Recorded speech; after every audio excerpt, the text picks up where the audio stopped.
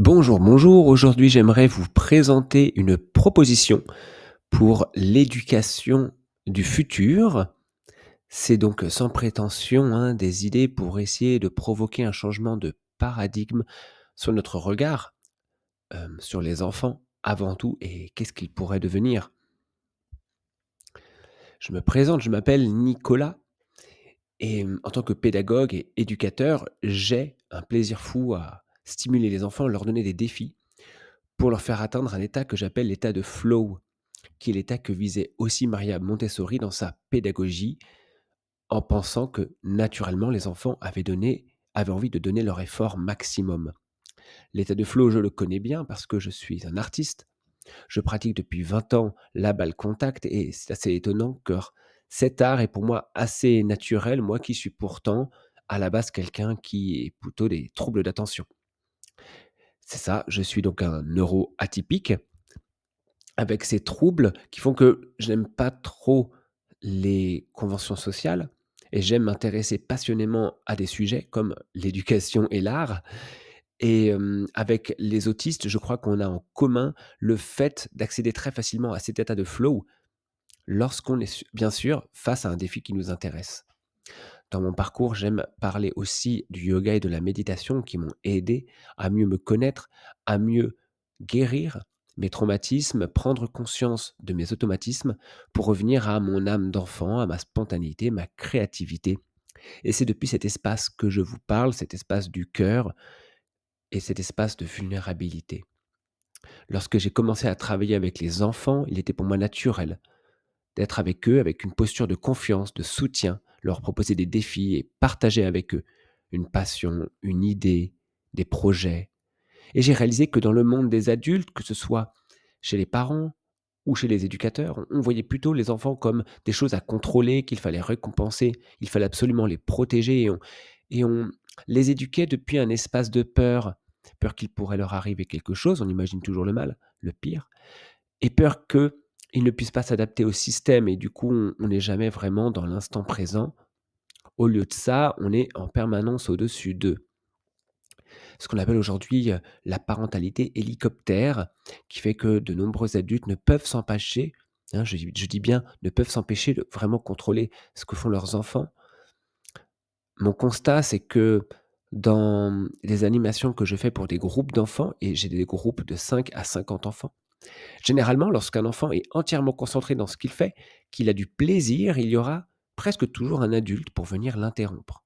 J'en suis arrivé à la conclusion que voir un enfant bien dans ses baskets, souvent ça procure une anxiété chez l'adulte, sûrement parce que cet adulte, quand il était jeune, n'a pas reçu ce regard d'amour, de confiance qui lui donne des défis. Alors j'ai cherché à comprendre ce phénomène et j'ai lu beaucoup de livres. Ces livres m'ont aidé à mettre des mots sur, ce ressenti-là. Par exemple, j'ai appris, dans ce livre «Chasseur-cueilleur parent» qu'un enfant difficile est un enfant capricieux, un enfant, hem, qui pleurait ou qui était, ennuyant était souvent un enfant qui avait besoin de plus de responsabilités. Dans le livre «Libre pour apprendre», j'apprends que les enfants qui ont moins de temps pour jouer librement sont des enfants qui sont plus anxieux, des enfants qui ont un agenda plus rempli, des enfants qui ont plus de devoirs, qui ont plus d'écoles, qui sont plus contrôlés par le monde des adultes, sont des enfants qui sont naturellement plus anxieux et c'est aussi là qu'augmente le taux de suicide chez les jeunes. Dans le livre «La liberté, pas l'anarchie», j'apprends qu'un enfant libéré, c'est pas un enfant qui a le droit à tout, c'est plutôt un enfant qui grandit dans un environnement où il n'y a pas la peur, où l'enfant a naturellement les mêmes droits et les mêmes devoirs que les adultes. Dans le plaidoyer pour l'enfance de André Stern, j'ai appris qu'en fait, beaucoup d'enfants vont dans les jeux vidéo parce qu'ils ne sentent pas qu'ils sont les héros de leur vie, parce que la réalité n'est pas assez intéressante et en soi, au lieu de combattre les jeux vidéo, on devrait plutôt essayer de rendre leur quotidien plus satisfaisant. Fort de toutes ces théories et ces lectures, j'ai réalisé que moi-même, malgré, mes pratiques personnelles, il m'arrivait que, face à des enfants, soit déclenchée de la frustration et des émotions extrêmement difficiles à vivre. C'est pour cela que dans cette vidéo, je ne souhaite pas être moralisateur, ni condamner, ni culpabiliser qui que ce soit. Je prends conscience que moi aussi, j'ai mon lot de choses à régler avec moi-même pour être bien avec les enfants. Il a fallu pour cela faire de la thérapie, discuter avec mes parents, faire le point avec ma famille pour me sentir plus en paix dans mon cœur, pour offrir aux enfants ce que j'ai vraiment envie de leur offrir. Cela m'a permis de mettre le doigt sur le fait qu'il y a dans nos sociétés un traumatisme qui se transmet de génération en génération et que si nous ne prenons pas la décision en pleine conscience, aujourd'hui, dans l'instant présent, de réduire ce traumatisme, d'agir autrement pour libérer aussi ce traumatisme et surtout ne pas le transmettre, eh ben, c'était à nous de faire quelque chose. Sinon, il continuera de se transmettre.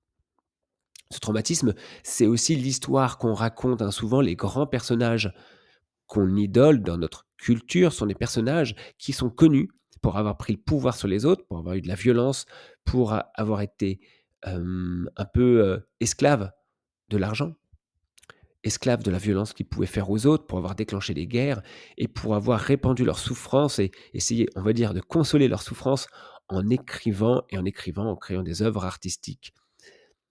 Je crois qu'au fond, tous ces personnages ne cherchaient qu'une chose, ils recherchaient à retrouver une expérience primordiale où on est dans l'instant présent, où notre mental est calme, on n'a pas des milliers de pensées, on n'a pas des émotions contradictoires, où on est en paix avec soi. Toutes les personnes dans notre monde recherchent cela à travers différents moyens, différentes stratégies.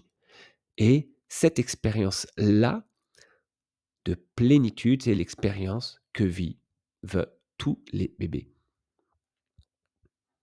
Spontanéité, simplicité. On est heureux avec ce qui est. Mais pour pouvoir avoir cet état-là, il faut bien sûr être porté parce que rappelons-nous, nous sommes restés 9 mois dans le ventre de notre mère et puis nous avons encore besoin de rester protégés, nous sommes vulnérables, nous avons besoin vraiment de beaucoup de soins, d'attention dans les premiers mois et premières années de notre vie. Et naturellement, nous avons aussi besoin de jouer librement avec des copains, idéalement de tous les âges, hein, pour pouvoir s'exprimer, pour pouvoir explorer notre mouvement. Maria Montessori disait que notre intelligence se développe en manipulant des choses, en touchant véritablement et on a aussi besoin de développer notre imaginaire, d'avoir du temps pour soi et aussi de contribuer au quotidien de notre communauté. On a besoin de responsabilité, on a besoin de jouer, mais on a surtout aussi besoin d'être proche des gens qui prennent soin de nous, des gens auxquels on est attaché. On a besoin de se défouler, on a besoin d'utiliser les espaces autour de nous aussi comme on en a envie, dans la mesure où forcément on ne casse rien ou on ne se fait pas mal. Et en grandissant, on va vers de nouvelles explorations, de nouvelles expériences et on a envie de partager avec les autres. Mais tout ce qu'il se passe dans ces 12, 15 premières années de notre vie, on le fait depuis un espace d'attachement sécure, c'est-à-dire que quoi qu'on dise, quoi qu'on fasse, même si on fait des bêtises, même si on se met en danger, on peut toujours revenir à une base où on est aimé pour ce qu'on est. Peu importe les émotions qu'on ressent, on est toujours aimé pour ce que l'on est. Ainsi, on développe, on grandit, on développe ce bonheur qui n'est pas un objectif, mais qui est plutôt une condition naturelle. Notre bonheur, personne ne peut nous l'enlever. C'est-à-dire qu'on n'a plus besoin, hein, de faire des tas de thérapies et de stages pour le retrouver. Cette chose reste innée à l'intérieur de nous. Si, si, c'est possible, j'y crois. Parce que moi, personnellement, ma pratique du yoga m'a permis de revenir à cela. Et lorsque je prends le temps de méditer, de faire mes positions, pour moi, à l'intérieur, je ressens un bonheur qui ne dépend pas de l'extérieur. On ressent cette plénitude, ce bonheur de l'intérieur, on n'a plus besoin de le combler un vide par la réussite, la recherche du succès, de l'argent, des drogues légales ou illégales, de l'alcool. On ne va pas se perdre dans les réseaux sociaux, ni on n'aura plus besoin de se remplir d'alimentation gras, sucrée, salée et idéalement, on en finira avec le triangle de Karpman, du bourreau, du sauveur et de la victime. Parce qu'en effet, lorsque on grandit avec cette plénitude, on a naturellement envie de coopérer parce qu'on est bien dans ses baskets. Pour faire cela, il y a plusieurs choses très importantes. C'est déjà de soutenir les jeunes mères qui sont de nos jours beaucoup trop isolées et seules. Et en effet, élever un enfant, élever un fœtus, ce n'est pas évident et on ne peut pas le faire seul. Ça n'a jamais été le cas dans l'histoire de l'humanité d'ailleurs. Il est important que l'enfant, le jeune enfant, soit toujours soutenu par des personnes autour de nous, il soit porté et qu'on fasse appel à d'autres gens. Rappelons-nous qu'il est naturel pour un humain de vouloir bien faire et de vouloir coopérer. C'est naturel et spontané chez un humain de vouloir s'engager dans des activités, s'engager pleinement, hein, cet état de flow dont je parle. C'est naturel de vouloir s'attacher afin de devenir indépendant, s'attacher auprès de personnes qui nous font confiance, hein. C'est naturel d'absorber tout ce qu'on voit, ce qu'on entend, ce que Montessori appelle l'esprit absorbant et ce qu'on appelle communément apprendre par l'exemple.